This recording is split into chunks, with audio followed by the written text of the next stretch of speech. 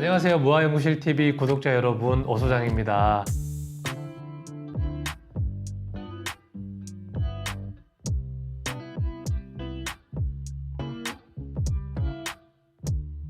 오늘 소개해드릴 프로젝트는 52평 정도 되는 좀 대형 평형이에요. 쇼츠에 저희가 먼저 올렸어요. 근데 반응이 진짜 너무 폭발적이었습니다. 도대체 몇 평이냐, 집이 왜 이렇게 크냐, 100평이냐 이런 말씀 되게 많이 하셨는데 그렇진 않고요. 제가 집을 하나하나 설계해드리면서 왜 이렇게 집이 크게 보이는가 설명해드리도록 하겠습니다.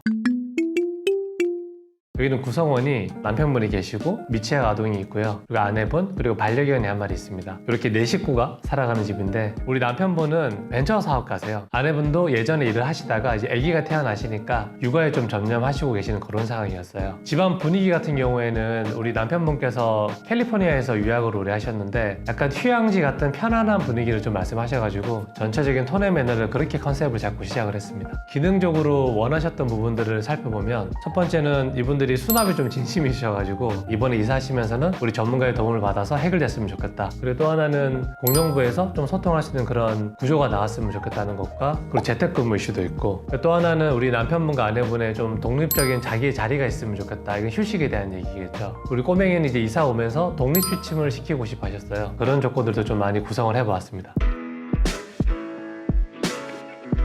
그러면 현관부터 한번 설명을 드릴게요. 현관 같은 경우에는 보시는 것처럼 아이 수납용품들, 이제 외국을 많이 다니시니까 대형 캐리어들이 보관할 수 있는 공간들, 그런 거를 위해서 저희가 좀 공간을 분할을 했고요. 그리고 현관에는 시팅 공간을 꼭 필요하다 말씀하셔서 여기는 의자를 놓을 수 있는 환경이 안 돼서 저희가 아예 시팅 공간을 디자인을 해서 만들어 드렸습니다. 네, 중문은 강아지랑 우리 아이가 있어서 중문을 설치하는 걸로 보셨어요.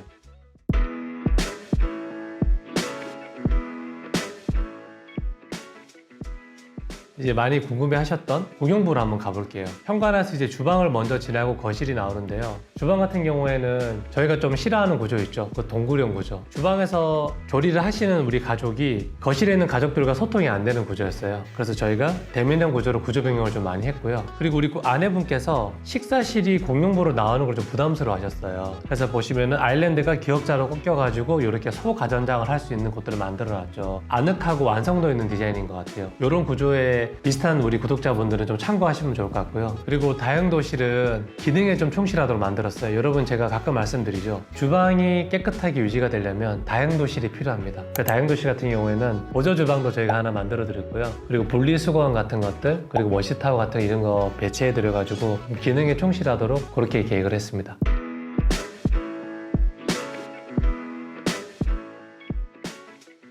거실로 넘어가면은 이 양창형 구조죠. 리빙 공간 배치에 고려를 해서 기역자로 좀 배치를 했고 공용부에서 아이를 관찰하면서 업무를 보거나 책을 읽거나 이런 행위를 할 수 있으면 좋겠다. 그래서 거실의 넓은 공간을 좀 저희가 활용을 해서 소파 뒷부분에 책상을 제작해 드렸어요. 그럼 우리 아내분께서는 여기에 앉아 계시면서 아이가 공용부에서 뛰어노는 것들을 바라볼 수도 있고 관찰할 수도 있겠죠. 양창형 구조에서는 괜찮은 레이아웃인 것 같아요. 일단 공용부가 되게 넓어 보이는 이유가 있습니다. 그게 뭘까? 보시면 현관에서부터 키 큰 자기 배면으로 가고 그 다음 낮은 아일랜드가 있고 테이블이 있고 거실로 넘어가면 소파가 있어요. 그럼 레이어가 층층이로 이렇게 쌓여가니까 이런 것들이 되게 넓어 보이는 효과를 주는 것 같아요. 비어있는 것만이 넓어 보이는 건 아니다. 충분히 이런 레이어를 활용해서 집을 넓어 보이게 할 수 있다. 그런 팁을 좀 드리고 싶어요. 그리고 추가 디자인적 요소로 휴양림 같은 그런 무드를 원하셔서 톤의 매너를 잡고 실링팬 여러분 보이시죠? 휴양지 같은 무드를 내주는 것 같아요. 그리고 TV벽 같은 경우에는 고민을 좀 많이 했었는데 TV를 안으로 집어넣을 수 없는 상황이었어요. 근데 이것 때문에 복도 전체를 좁힐 수가 없어서 저희가 약간 라운드를 쓰고 좀 한계점을 풀어낸 것 같아요.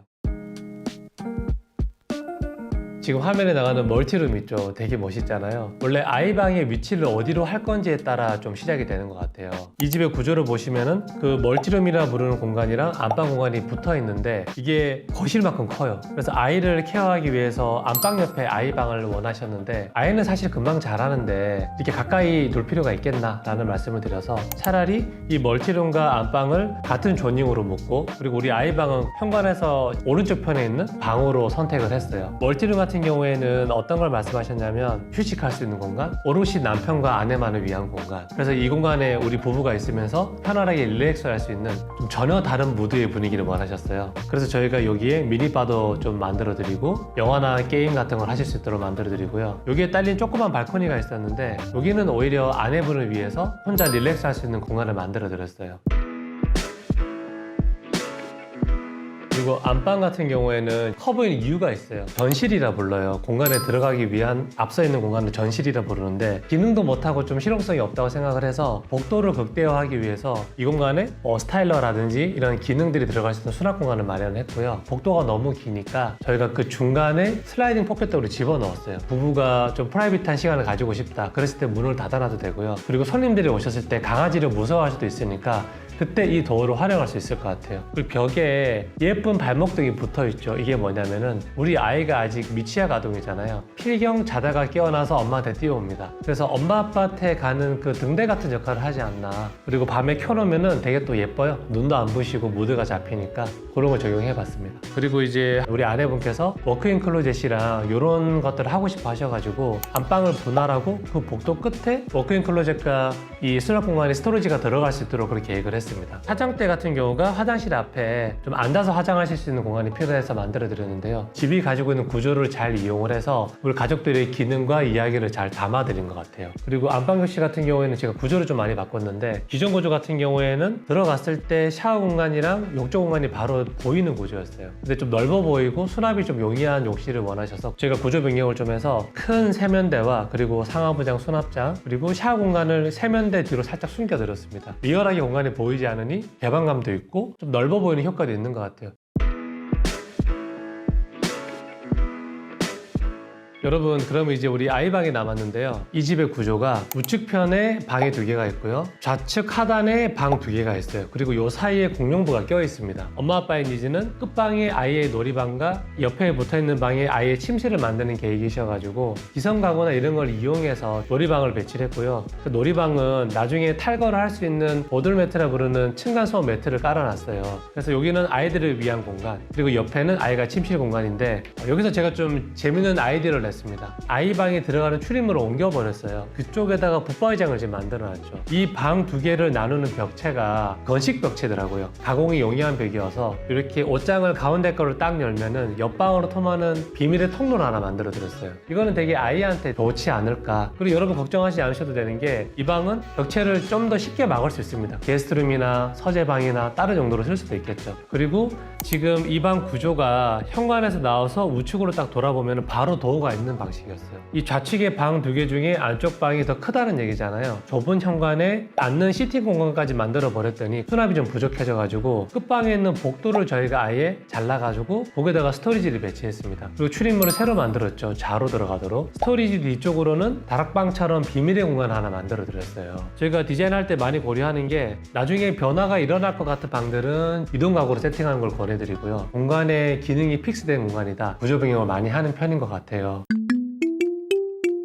여러분 어떻게 보셨나요? 댓글에 많이 달린 것처럼 왜 이 집이 많이 좀 넓어 보였느냐, 그 이유가 들어왔을 때 주방이 있고 아일랜드가 있고 그보다 더 낮은 식탁이 있고 또 소파가 있고 이런 레이어들이 이렇게 중첩되다 보면은 그 사이사이에 기능들이 자꾸 들어가니까 넓어 보인다는 느낌을 가지는 것 같고요. 원래는 방을 크게 하려고 문이 막혀 있었는데 공용부를 만들었습니다. 또 하나는 도어를 이용해서 재밌는 장치를 주는 거죠. 이야기와 기능이 많이 레이어드한 집이다, 그렇게 이해하시면 좋을 것 같아요. 그래서 이번 프로젝트는 이 정도로 소개해드리고 싶고요. 요거 말고도 저희가 좀 큰 사이즈 프로젝트가 많이 있는데 열심히 해서 빨리빨리 공개하도록 하겠습니다.